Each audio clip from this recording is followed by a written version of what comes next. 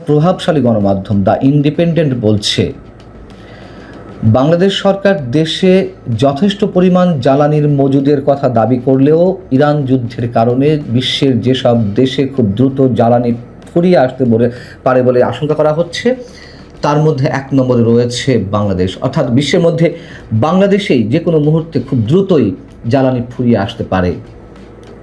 এবং যদি সত্যিই তা হয়, তাহলে দেশের সামগ্রিক অবস্থা কতটা ভয়ঙ্কর পরিস্থিতির দিকে দ্রুত ধাবিত হচ্ছে তা আমরা সহজেই অনুমান করতে পারি। একই ধরনের খবর জানিয়েছে আর এক আন্তর্জাতিক প্রভাবশালী গণমাধ্যম দ্য টেলিগ্রাফ। বাংলাদেশের জ্বালানির প্রায় 95% আমদানি নির্ভর।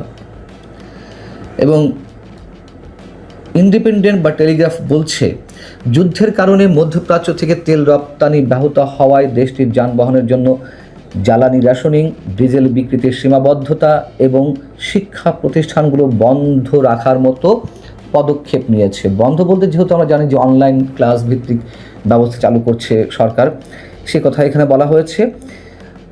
ইন্ডিপেন্ডেন্ট বলছে, বিভিন্ন পরিবহনের চালকেরা ঘন্টা পর ঘন্টা, কখনো কখনো সারা রাত অপেক্ষা করছেন সীমিত জ্বালানি পাওয়ার জন্য। অনেক পাম্পে জ্বালানি শেষ হয়ে যাওয়ায় বাঁশের ব্যারিকেড দিয়ে গেট বন্ধ করে রাখা হয়েছে। রাজধানীর বাইরের পরিস্থিতি আরও খারাপ। সেখানে প্লাস্টিকের বোতলে কেউ কেউ 1 থেকে 2 লিটার করে বেশি দামে জ্বালানি কিনে নিতে বাধ্য হচ্ছেন। এখানে বলা হচ্ছে যে বাংলাদেশের নবনির্বাচিত যে বিএনপি সরকার, সেই সরকার পরিস্থিতি সামাল দিতে হিমশিম খাচ্ছে। বাড়তি জ্বালানি খরচ, বৈদেশিক মুদ্রার উপর চাপ এবং জ্বালানি ফুরিয়ে যাওয়ার আশঙ্কা সব মিলিয়ে পরিস্থিতি জটিল হয়ে উঠছে।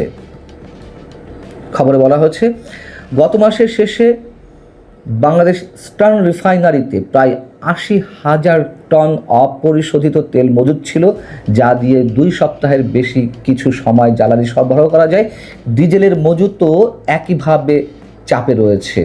এই মুহূর্তে সিঙ্গাপুর, মালয়েশিয়া, নাইজেরিয়া, অস্ট্রেলিয়া সহ বেশ কয়েকটি দেশ থেকে জ্বালানি আমদানির চেষ্টা করছে বাংলাদেশ। রাশিয়া থেকে ডিজেল আমদানির ক্ষেত্রে নিষেধাজ্ঞার উপর সাময়িক ছাড় দিতে ভারতের মতো বাংলাদেশও যুক্তরাষ্ট্রের কাছে আবেদন করেছে। এটি আরেক করুণ কাহিনী আমাদের, যে শুল্ক চুক্তির জন্য এখন যুক্তরাষ্ট্রের কাছেই আমাদেরকে ধর্ণা দিতে হচ্ছে। যুক্তরাষ্ট্রের অনুমতি ছাড়া আমরা কিছুই করতে পারছি না, এমন একটা অবস্থা। যাই হোক, এবং অপরিশোধিত তেল পরিশোধনের যেই একমাত্র আমাদের প্রতিষ্ঠান ইস্টার্ন রিফাইনারি, যে কোনো সময়ও বন্ধ হয়ে যেতে পারে। হরমুজ প্রণালীতে সংঘাতের প্রভাবে তেল আমদানির বিঘ্ন ঘটার আশঙ্কার জায়গা থেকে। এবং মঙ্গলবার সকাল পর্যন্ত ইস্টার্ন রিফাইনারিতে মজুদ ছিল 23,000 টন ক্রুড অয়েল, যা সর্বোচ্চ 7 দিন পর্যন্ত পরিশোধন করা সম্ভব।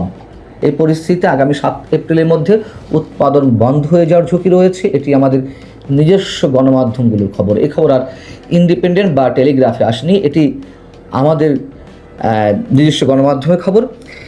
ইন্ডিপেন্ডেন্ট যেটি বলছে তা হচ্ছে, বিএনপি সরকারের একজন কর্মকর্তা নাম প্রকাশ না করার শর্তে যেটি স্বীকার করেছে তা হচ্ছে, পরিস্থিতি খুবই জটিল। স্পট মার্কেট থেকে জ্বালানি কিনতে গিয়ে আমাদের অর্থ ভাণ্ডার খালি হয়ে যাচ্ছে, কোনো বিকল্প নেই। আমাদের মজুদ 10 দিনেরও কম। এই একই বক্তব্য আবার উঠে এসেছে আন্তর্জাতিক গণমাধ্যম, আন্তর্জাতিক বার্তা সংস্থা রয়টার্সের প্রতিবেদনে। এবং আমরা জানি যে বাংলাদেশ এই মুহূর্তে উচ্চ মূল্যে স্পট মার্কেট থেকে তরলীকৃত প্রাকৃতিক গ্যাস এলএনজি আমদানি করছে, যাতে অভ্যন্তরীণ গ্যাস সরবরাহ সচল রাখা যায়। এবং পেট্রোবাংলা মাত্র 2 দিনের চেষ্টায় 2টি এলএনজি কার্গো কিনেছে, যার দাম পড়েছে 1 মার্চের তুলনায় প্রায় 2.5 গুণ বেশি। এই যে রিজার্ভের উপর চাপ, ভর্তুকি দেওয়া লাগছে, নানান সংকটের সব কিছু একসাথে হয়ে জমাট বাঁধছে, সে কথাই বলছে ইন্ডিপেন্ডেন্ট এবং টেলিগ্রাফ। বিশেষজ্ঞরা যেটি বলছেন যে আমদানি নির্ভর জ্বালানির কারণে এশিয়ার সবচেয়ে বেশি ক্ষতিগ্রস্ত হতে পারে বাংলাদেশ। এটি যে শুধুমাত্র যুদ্ধের কারণেই এমনটা ঘটছে তা নয়। এর আগে আমাদের জ্বালানি বিশেষজ্ঞ অধ্যাপক ডক্টর শামসুল ইসলামের সঙ্গে একটি ইন্টারভিউতে তিনি জানিয়েছেন এই কথা আমাদেরকে, আপনারা নিশ্চয় দেখেছেন মানচিত্রের সেই প্রোগ্রামটি। তারা বলছেন যে যুদ্ধ দীর্ঘ হলে কয়েক সপ্তাহের মধ্যে বাংলাদেশ কার্যত অচল হয়ে যেতে পারে। তবে সরকার বলছে, আমরা জানি যে শুরু থেকেই আমাদের বিদ্যুৎ এবং জ্বালানি মন্ত্রী ইকবাল হাসান মাহমুদ টুকু তিনি দাবি করে আসছেন যে দেশে এই মুহূর্তে কোনো জ্বালানি সংকট নেই। তিনি স্পষ্ট করে বলছেন যে কোনো ধরনের সমস্যা এই মুহূর্তে নেই, বরং গত বছরের তুলনায় সরবরাহ আরও বেড়েছে। আবার অনেকে বলছেন কি, মানে আমরা তো দেখছি এবং এটি প্রমাণিত, কিছু অসাধু সিন্ডিকেট বাজার থেকে জ্বালানি সরিয়ে পরিস্থিতি আরও খারাপ করছে, অর্থাৎ মজুত করছে তেল। এর মধ্যে বেশ সম্ভবত 2 লাখ টনের মতন তেল যেগুলো মজুত করে রাখা হচ্ছিল সেগুলো উদ্ধার করা হয়েছে। 4 মার্চের হিসাবে দেশে ডিজেলের মজুত ছিল 1,15,473 টন, যা প্রায় 9 দিনের চাহিদা মেটাতে সক্ষম।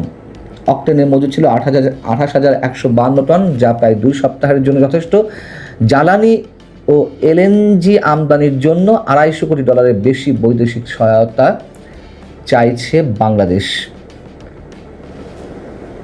এই সব মিলিয়ে ইন্ডিপেন্ডেন্টের কাছে বিশেষজ্ঞরা যে মত দিয়েছেন তাদের বক্তব্য হচ্ছে এরকম যে উচ্চ মূল্যে জ্বালানি আমদানি করায় ভর্তুকির চাপ বাড়ছে। বাংলাদেশ তার প্রাথমিক জ্বালানির 62% বেশি আমদানি করে, তাই সরবরাহের সামান্য বিঘ্ন যে কোনো কিছুতে প্রভাব ফেলতে পারে। দেশীয় গ্যাস উৎপাদন কমে যাওয়ায় এলএনজি আমদানিও বেড়েছে।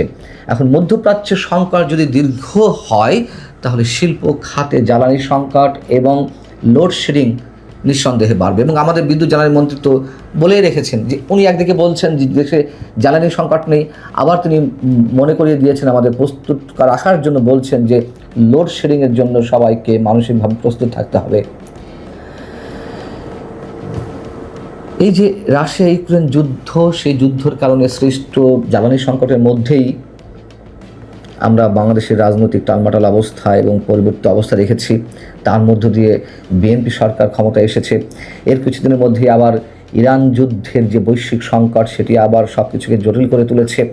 2022 সালের অভিজ্ঞতা থেকে বাংলাদেশ দীর্ঘমেয়াদী কোনো পরিকল্পনা নিতে পারেনি জ্বালানি সাশ্রয়ের ক্ষেত্রে অথবা জ্বালানি সংকট মোকাবেলার ক্ষেত্রে। সে কথাও বিশেষজ্ঞরা আন্তর্জাতিক গণমাধ্যমগুলোতে জানিয়েছেন।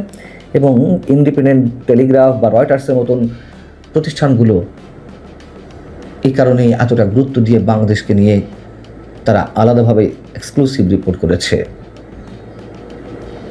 এখন সরকারের পক্ষ থেকেও বিভিন্ন ধরনের পদক্ষেপ নেওয়া হয়েছে, যেগুলো এর মধ্যে উল্লেখ করা হয়েছে। আমরা জানি না যে এই পদক্ষেপগুলোর মধ্য দিয়ে এই ভয়াবহ সংকট আসলে কতটা মোকাবেলা করা সম্ভব। ভালো থাকুন সবাই। আল্লাহ হাফেজ।